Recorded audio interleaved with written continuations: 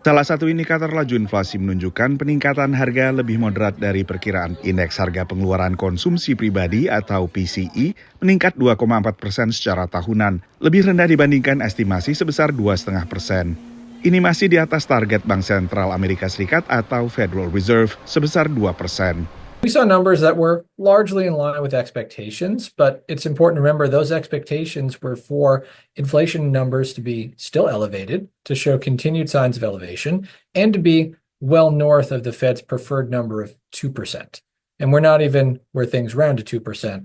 We round to 3%, and we see some signs of those numbers beginning to increase and tick up in speed. Tanpa menyertakan pangan dan energi, dua kebutuhan yang harganya memiliki volatilitas tinggi, peningkatan PCE inti berada pada angka 2,8%. Dua indikator utama laju inflasi yang telah terbit sebelumnya juga menunjukkan peningkatan signifikan setelah kurang lebih setahun ini turun secara teratur. Indeks harga konsumen atau CPI menunjukkan peningkatan harga secara tahunan dari 2,6% ke 2,7%. Sementara indeks harga produsen yang memantau harga di tingkat grosir meningkat ke 3%, setelah sebelumnya berada pada angka 2,6%.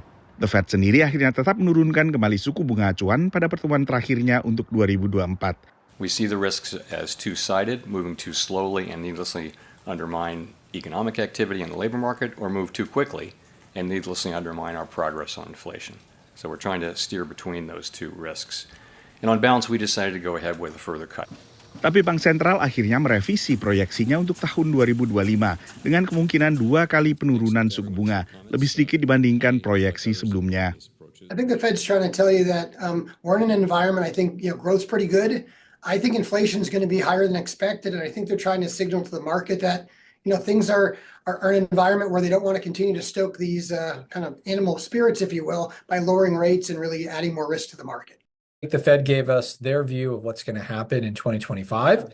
That's for 2 rate cuts from the dot plots. That used to be 4.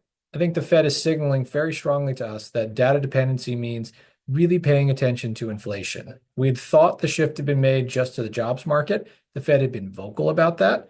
But now we hear Fed Governor Hammack making very clear that this could also be an inflation story for 2025.